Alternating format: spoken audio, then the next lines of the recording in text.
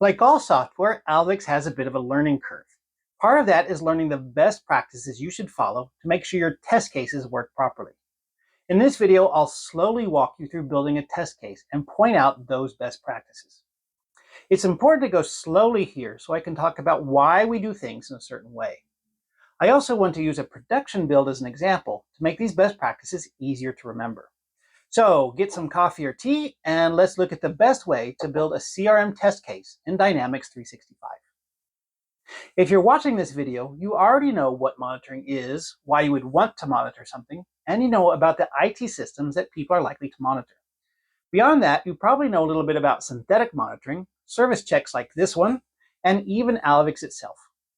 But I'm going to assume you're basically a beginner at actually using synthetic monitoring and Alyvix in particular.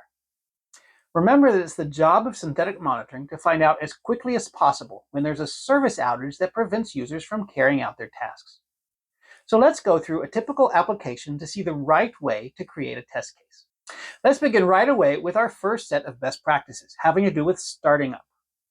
With Alyvix, you always want to start at the very beginning, even before an application has started running. Why is that? You have to remember that Alyvix creates test cases, which in reality are just monitoring checks. But unlike a traditional monitoring check, like a CPU check, which is practically instantaneous, a typical Alyvix check can take a minute or longer. That's because it represents an entire user task, not just the calculation of some value. It's like a check that instead of asking, is the CPU busy, asks, can you add a new client right now? So synthetic monitoring checks have a lot more overhead than traditional checks, and they're also much more dependent on the environment they run in. For instance, imagine what would happen if your CRM check logs in, but then something doesn't work out right, so your check fails and exits immediately. Since the check didn't log back out, when it runs again a few minutes later, the account will still be logged in. So our check will wait for the login window to pop up, but that won't happen because the app thinks you're still logged in. When there's no window asking for credentials, the next check will report a timeout. So there are three best practices we use to stop these problems from occurring.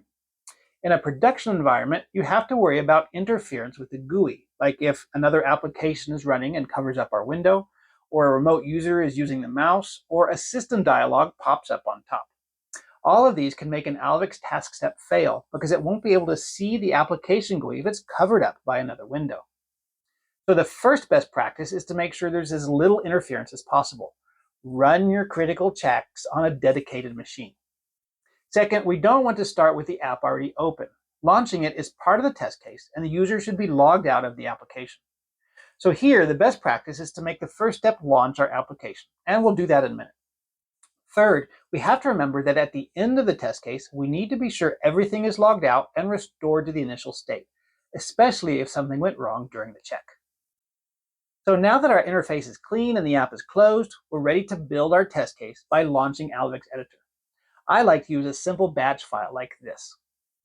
Before we start building our monitoring check or test case, let's briefly tour the editor interface. At the top is our file name and the menu options affecting the entire test case. Below that, to the left, is the script management panel, and to the right, the panel containing the current script, monitor, and console tabs. On the right is the designer panel with the component tree at the top, the options for the selected component at the bottom, and then below that, the edit button that allows you to change or add components on the screen grab. At the bottom left is the selector panel, which lets you manage the name and options for each step in your script. Below, you can select and filter steps based on screen resolution or name. The important options here are the timeout value, the break flag, and the measure flag, which we'll look at in more detail in another video. And while we're here, farther to the right, you'll see the resolution and window scaling factor of the screen grab for each step.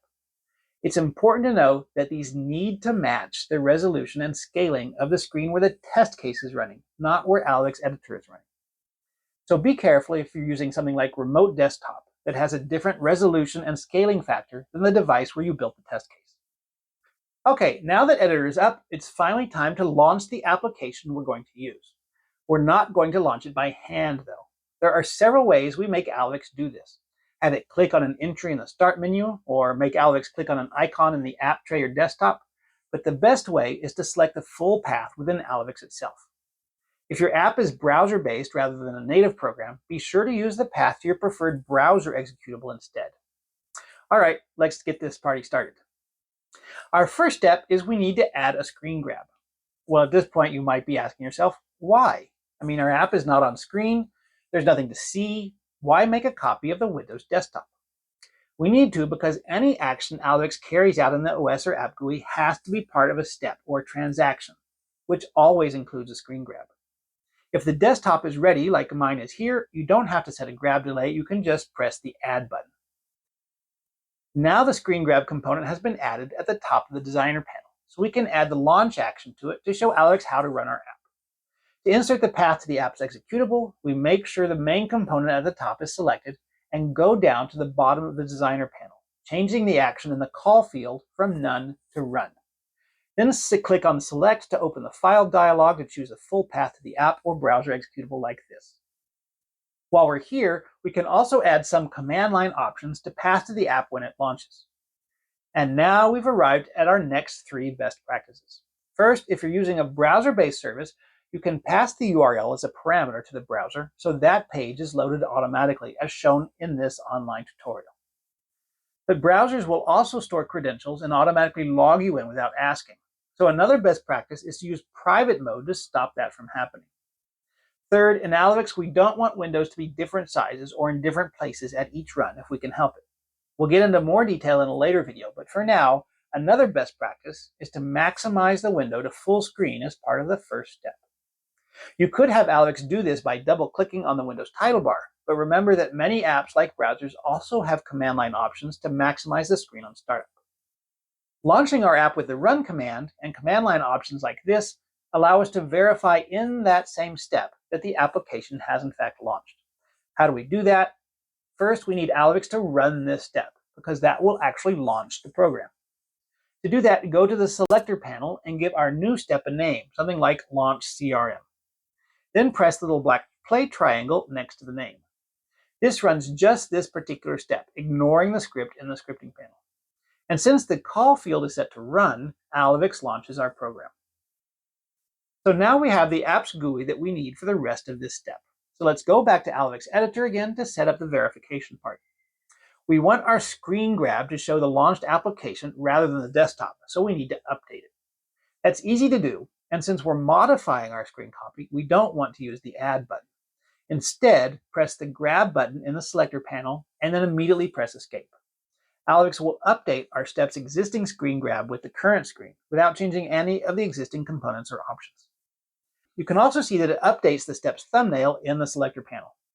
Now we want to add a component to our screen grab. We'll use a prominent image for now just so we can be sure that the program actually launched. Because of course, if it didn't launch, we wouldn't want to proceed with the rest of the steps in our check. So select our step in the selector panel and then press Edit in the designer panel. Hold down the left mouse button to draw a box around some important image like this one, then press Escape again. You should see a new box appear at the top right, which represents the image component we just marked on the screen grab. In the next video, we'll learn all about the right way to mark up components on our screen grabs, but for now, this will do. Minimize Alyvix Editor for a second so we can kill the application, then go back into Alyvix Editor. We can now check that with a clean environment, our step launches the app, maximizes the window, and verifies the image we marked up on the GUI. Instead of running just this single step with a black triangle, let's add our step to the main script and run the whole check from the beginning, even if we do only have one step so far. Click on the blue Run button and we see Alyvix runs our test case, which launches our program.